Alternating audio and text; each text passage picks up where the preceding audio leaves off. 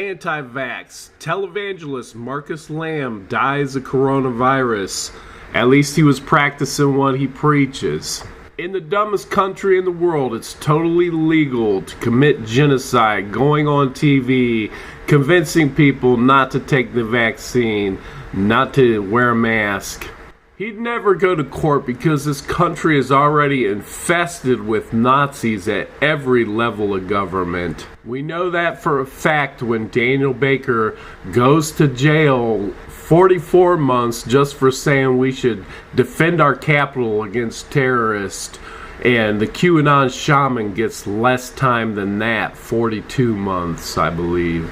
We have no way of knowing how many people he murdered, convincing them to be suicide bombers for the Trump cult, getting paid by the right-wing radical neo-Nazis. But St. Peter does know, and I can guarantee this guy's not going to heaven. And the real Christians will know that the coronavirus and the neo-Nazi movement in America is all a test from God.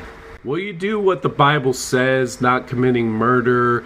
Do a small gesture like wearing a mask to save the lives of people around you, even your family? Or will you stain the religion just like the Christians did when they failed the test by embracing Hitler back in Germany?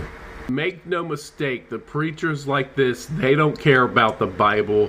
What they care about is collecting those paychecks from the radical right-wing neo-Nazis, and you'd have to be a fool to think that they're getting their money all from the small donations.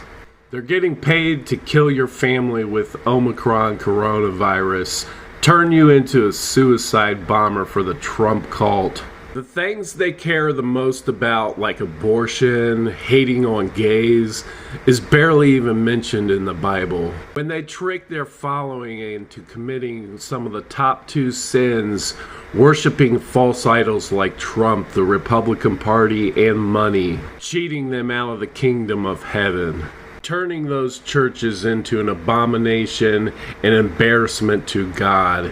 And the church I grew up in, they taught you that only one sin was so bad that you couldn't get into heaven, and that's teaching against the church. That's exactly what you do when you embrace the Nazism. We try to keep the church out of the state, but the same people who weren't smart enough to go along with it also weren't smart enough to keep the state out of their church.